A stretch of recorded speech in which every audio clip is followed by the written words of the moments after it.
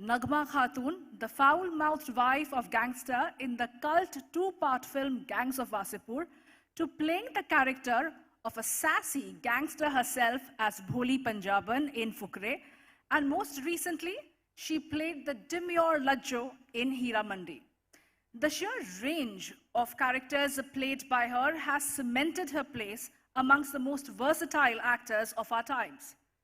Here's more. Let's take a look at her journey thus far.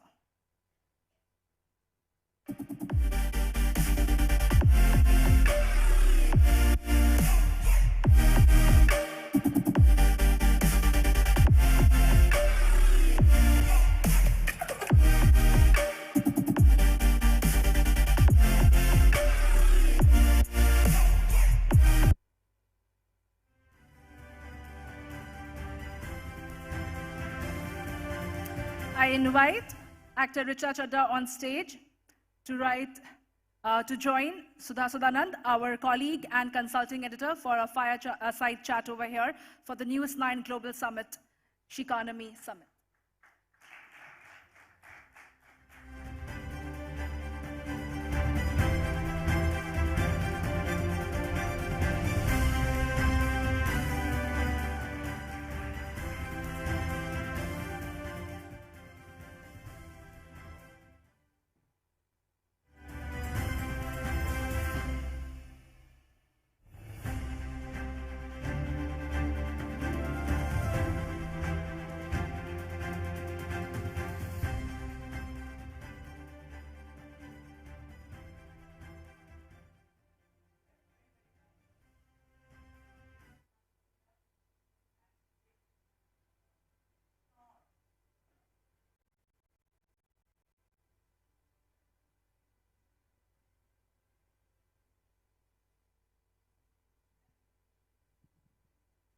All right, so we have a star with us, and somebody who's actually walked the talk. And considering I'm a great fan of cinema and pan-Indian cinema, and I think she has proven it that she will do what it takes, and perhaps not kind of straddle too many worlds and lose sight of what she really set out to do.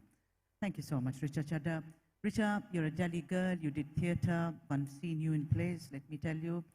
And then you moved to Mumbai. And the first time I saw you on screen, you actually burst forth because the shot, if you remember, it was Oi Lucky Lucky Oi. It's Dibakar's film. And the hero is sitting, and there is a shot of where you're actually towering over him and berating him, giving him, a kind of piece of your mind to say, you wasted my time all this while.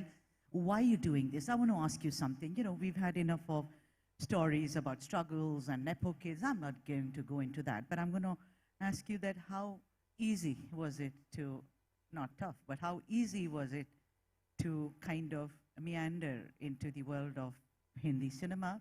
And also, what did it take for you to adapt or rather re-adapt? Because you also modeled. Yeah. Good evening, namaste, salam alaikum. I'm very happy to be here. Thank you for having me, and thank you for such a wonderful introduction and this AV and this question. I only modeled for a very little amount of time while I was studying at St. Stephen's College in Delhi for a little bit of extra pocket money, and also because, we theatre wallas are often accused of not knowing how to be in front of the camera, how to pose, how to stand, how to speak.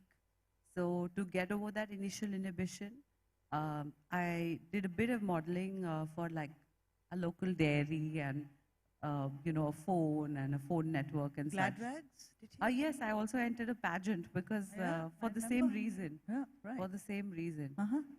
To educate myself in a very wholesome way about being in front of the camera. But I must say my break came fairly easy. I was doing a play with my guru, Mr. Barry John, who's just been awarded the Padam Shri this year. He's an Irishman who moved to India about 50 years ago to teach theatre and use theatre as a means of social change. And we were doing this play called Baghdad Ka Ghulam. Somebody happened to see it. And I got called for an audition for Oi Lucky, and that's how I landed the part. Okay, so we are not going to speak work now. I'm going to ask you something, and it's going to put a smile on your face. How's Zunaira? Sunera's good. I am having separation anxiety. My daughter's just turned 1, and I've left her with the father, which is great. He was like, "You go, do your thing, and I shall be here taking care of the child." Women need men like that. Absolutely. Okay, one of the main characters that a lot of people shall always remember you forever and may you go on for a long time is Nagma Khatun. You look at it, I mean, when we speak about gangs of Wasseypur, we only remember male characters. You know, Sardar, Sultan, Faisal, like you call him, you know, and Piyush Mishra's character, the dialogues, so it's an iconic film. But I think the kernel of the film was Nagma Khatun. I think from a young woman who marries this man, a gangster, you know, tolerates but also loves him to pieces, because I can see that love through, you know, through all the ordeals that she goes through. And to mature as a woman, as somebody whose children, sons are the same, sees them get married, sees them killed. How, this is a canvas, you know, Richa Chadha, from a young woman to an old woman. Very challenging. I mean, isn't it true that you were signed for it much before the movie started shooting? Yes, I was signed for it about 6 months before the film started to shoot, but I must say I'm lucky that I got the part, because a lot of women had turned it down. And they had turned it down only because it required a certain amount of aging. And you know what, I don't blame them so many years on. I don't blame them, because I see how the rules are slightly different for men and women, I would say, even now in the entertainment industry. Well, their loss was my gain, and I saw it as a great opportunity to display the whole range of my talent, to do the accent work of a Bihari woman who's not educated, from a rural area, who has 4 children, and then, you know, many grandchildren. So it was a lot of fun. Also, I just want to say, guys, I'm not nervous. I've just had a fever medicine. That's why I'm sweating. And the lights. Oh, okay. Good. Wonderful. You said that you took up the challenge. I remember Anupam Kher, when he did Saransh, he said, I thought my career is over, because it was first offered to Sanjeev Kumar. He didn't take it up. Anupam ji did it. He says, I was an old man, you know, if all of you remember the film. He said, it's going to be curtains for me. No one is going to take me seriously. I think the actor in you actually, you know, triumphed that fear, did it? Because you didn't think that if I have gray hair and if I look a particular way with crow feet and sitting on the floor and singing, you know, Tar se hamare piya, patle hamare piya, you are a saas now. It didn't matter to you. I've watched that film 18 times and I see you like normal, like any other mom would be. So did that take, it was the actor coming to the forefront rather than a heroine, a young woman? Actually, I never set out to be the heroine. I didn't, because I feel like I would not have been able to make those choices. If the focus was so much on youth and beauty, I would not take up that part. And it's because of what I want to do. Okay. There's nothing wrong with wanting to be a heroine. I appreciate people who have that ambition, but I've always wanted to be known for performances and for storytelling. We produced a film recently. First, Girls Will Be Girls. Yes, and that's the reason, because I think at the heart of all of us is stories. Stories are what make us who we are. I'm in Abu Dhabi. The thing that I remember about Abu Dhabi now is what I first heard, that Abu Dhabi, there was a bit of water and people came. And Abu Dhabi means, I think, father of the camel. Right. Correct? Am I right? Right? Father of the desert. Desert. Gazelle. Okay. Whoever told me the story told me it was a camel. So I'm sorry for that awful anecdote. Please gloss it over and pretend it never happened. I was talking about how important stories are at the heart of everything we do, how we shape our identity. At the heart of that is stories. You know, your production house, she runs a production house, and you know, I don't know if how many of you watch the film Girls Will Be Girls. It's coming of age, rite of passage, a brilliant film. Pushing Button Studios, when you started that, You were constant. What I loved is that you took up a challenge that let's have an all-women crew. I saw that you actually trained girls in lighting and being gaffers and, editors. Did you manage 100% crew, Richa? Women crew? No, we didn't. The reason my director wanted a 100% female crew or majority female crew was because of the nature of the story. It had a lot of young actors. It had them, there were scenes. Of course, there's no nudity or explicitness, but there was scenes of intimacy and tenderness and vulnerability. She wanted them to feel comfortable, so she wanted a majority female crew so that, whoever's holding the boom or whoever's holding the lights is not making, especially the younger actress, feel uncomfortable. Oh. And we realized there are no light women in the film industry because it's somehow considered to be a man's job to lift the heavy lights and transport them or to do the grips and the gaffing work. Well, women lift all the heavy weights when they have to go fill water in villages of India with pots and pots stacked up on their heads.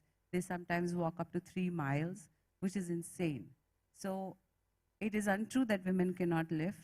I myself do a very mean deadlift and a lat pull down. For this reason, we started a small training module for women who wanted to either be DOPs or gaffers in the film industry. Because, lighting is so important to storytelling. And it was called Undercurrent.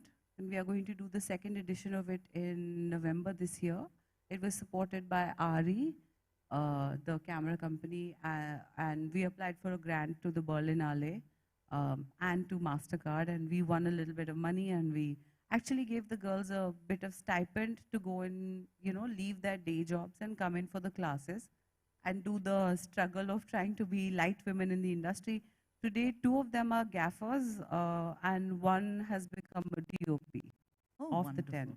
I think that really deserves a round of applause. Imagine you'll have, an all-women crew, gaffers and light women. We always say light men kind. Now we have to change that. And even spot girls, if we can have, nothing like it. I mean, Yes, somebody started this company of spot didis in the film industry. Wonderful. Yeah. Because they're like constantly aware of what somebody needs, Yeah. If they need fresh chapatis for the lunch break or if they need a hot cup of tea for the night shoot. Wonderful.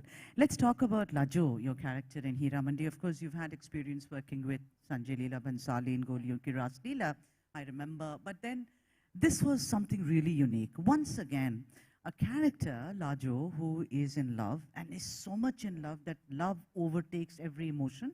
And I think a lot of us women have felt that. I have, I do not know many have, that nothing matters really. It's just to be in love, to kind of love the man that you do. I also see that the man is cheating on you. I see that the man does not want you around. That scene in the restaurant where you are, knocking on the door and said, let me in. I mean, I can also live with your wife. I'll be the second wife. We can both be happy. Where will we go for honeymoon? You're trying to normalize the situation, whereas you know that this is the end of it. And then your death, which is so tragic as a young person. I mean, one of the most powerful characters, as it were, in Indian cinema. Again, different emotions of a woman. And I would not call her a weak woman. I'll call her a woman who's in love. And I think it's a very unique emotion. Talk a little about that. Did it take, some actors say that some roles really take the mickey out of you. You're so drained out. Well, I was drained after that part. Also because he's a very exacting director. He knows exactly what he wants. And for a take in the song, the clips of which you played here, he did 100 retakes and eventually didn't use the shot. So he's a very hard taskmaster, but I was very grateful to get that opportunity also because I feel like I took that role up as a challenge.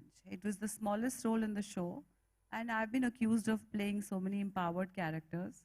I wanted to play a woman who was not, I wouldn't say she was weak, I would say that she had no agency. Yeah. She was disempowered, she had no agency, she was totally in love, which also makes you lose a little bit of agency in the first place.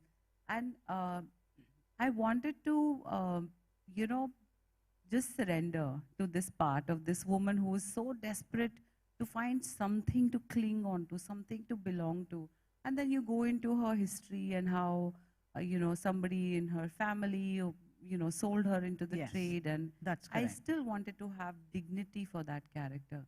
So she walks away with a laugh, even though it's a, That laugh, yes. Yeah, Yeah. when Huzur is speaking and Yeah. she's laughing, that laugh is very subtle, but it's like unmissable totally on Yeah. screen. Because who are the men to judge these women? Yeah.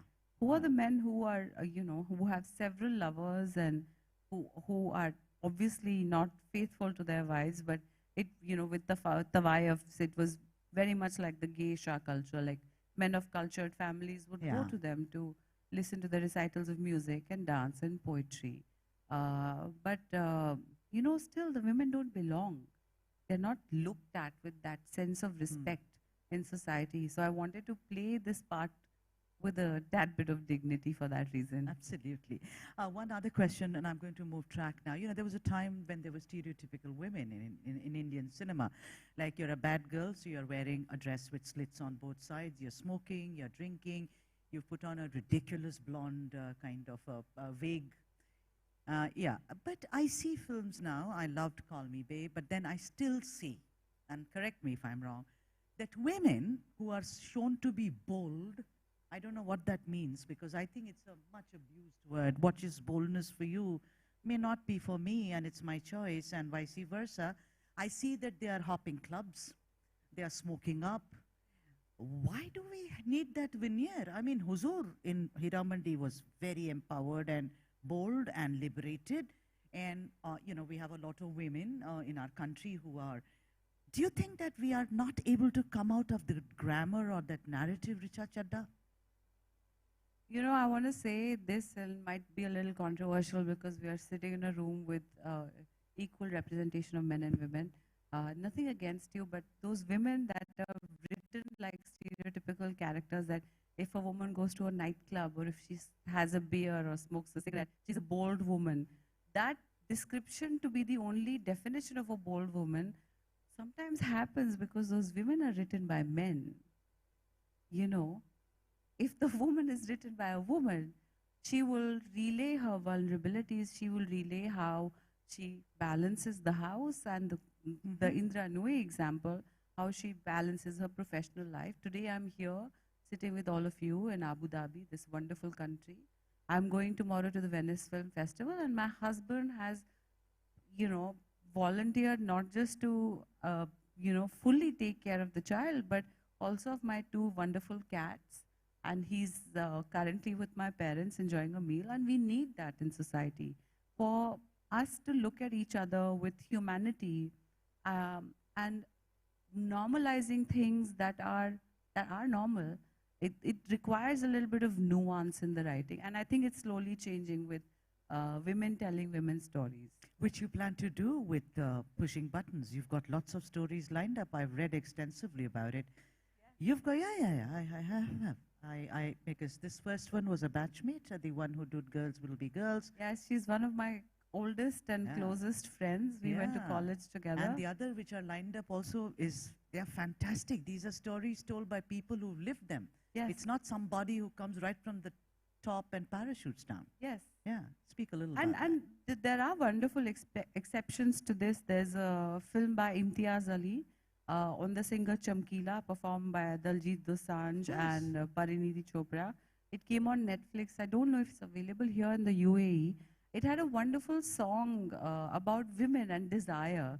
And it was so playful. And I think that's the beauty of Indian culture. All our wedding songs, even Tar Bijli Se Patle Hamare Piya, What a song. it says a lot without explicitly saying anything. It's naughty, it's playful, it's like what we call nok joke and ulfat. Yeah. And I think it's very important to remember that. This idea of one kind of woman being ideal, I find it to be a very Western and little bit of like a Victorian hangover concept.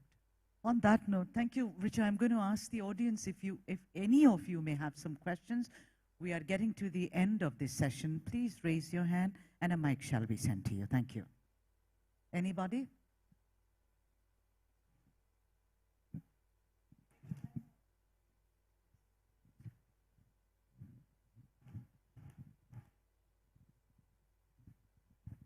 Thanks, Richa and Sudha. This is a wonderful start of a very nice evening that we are anticipating. I haven't watched any of those movies, I'm so sorry, but I did watch a Netflix series called Inside Edge. And what I have taken away from the nights that I spent watching that series, because it was so addictive, that there were a lot of strategies and boardroom tactics that I could have picked from there, and I actually implemented it in my real-time life. So I think your second backup option, if you ever want to be, is a corporate motivational speaker or something, because a lot of good strategic approach to how you deal with adversities when you're at the lowest point were very wonderfully done by you, and you were very impactful. So thank you for that. Thank you so much. That was more a compliment than a question. I totally don't mind. And I think it's the writer's room in that. They were very clear about having an empowered female cricket team owner. And this like heady mix of Bollywood and cricket, which we know we are all crazy for.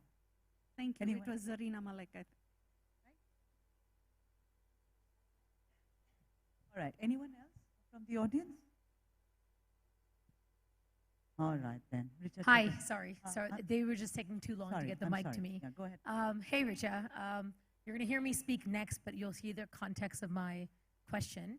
So I've been working a lot with Guneet Munga around looking at the power of what all of you as artists are capable of doing when it comes to getting these incredible messages out around having the global world understand about India, right?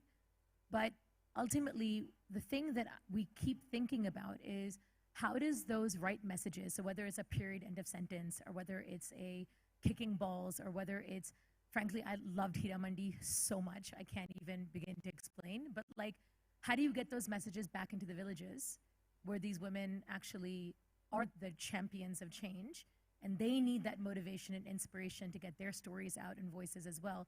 And where is that collaboration between impact and Bharat, and then, of course, your power of who you are to be that representative to make the big changes happen? I think in society, often artists are overlooked. I remember when COVID happened, there was a list that went around saying, you're a non-essential worker. And that really upset me at a very deep level, because in the lockdown, all everyone did was sit at their houses. Of course, people with privilege and comfort who didn't have to worry about the next paycheck or worry about paying the rent. In India, they were watching movies, they were watching shows, they were watching, poetry, they were reading books. So, to meander and come to your point, an artist is not a non-essential member of society. We have incredible soft power. We have the power of creating change through transforming hearts.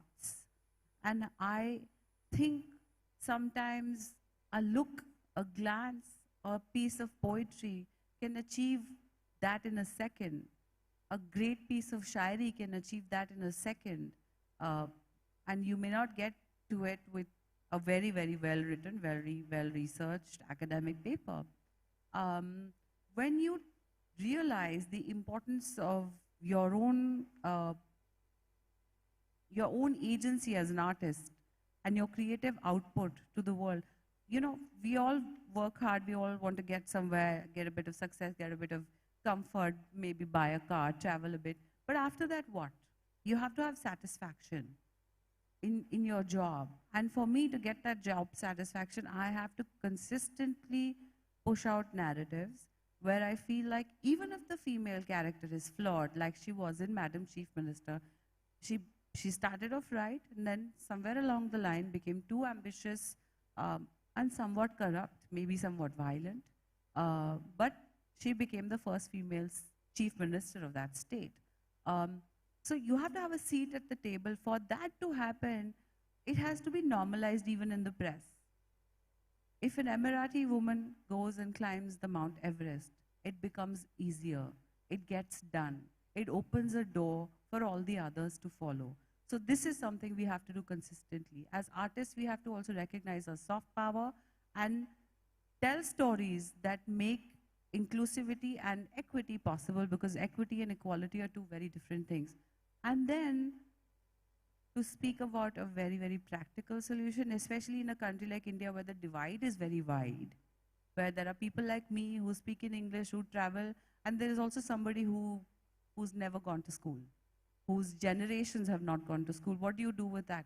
You invest back into the villages. You invest back into, say, a small women-led business. There are so many examples in India of women who've done that. Women like Laila Tayyab-ji, she started Seva, which is about chicken curry, which is hand embroidery done by the women of Uttar Pradesh, which, mind you, is the belt which produces the most amount of embroidery in the world, even for luxury brands from all over, like Zuhair Murad and Ali Saab.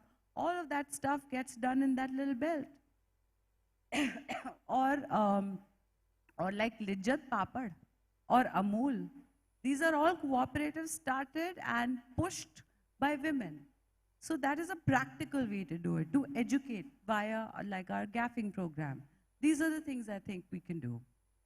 That wonderful note, Richa Chadha. Thank you so much. It was such a pleasure. Ladies and gentlemen, Richa Chadha. Thank you.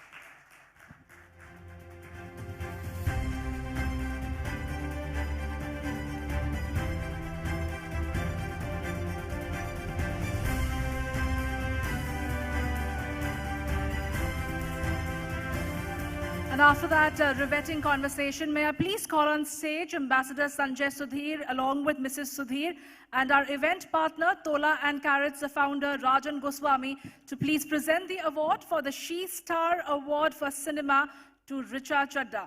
She is one of India's cinema's most fearless performers, unafraid of unconventional roles, unafraid of speaking truth to power. From Gangs of Wasseypur to Masan, Richa Chadha has brought authenticity and depth to characters that have left audiences spellbound. Off-screen, she is an outspoken advocate of women's rights, mental health and social justice, using her platform to amplify voices that need to be heard. A producer, performer and change maker, she embodies a spirit of meaningful cinema. For redefining stardom with substance, the She Star Award for Cinema goes to Richa Chadha.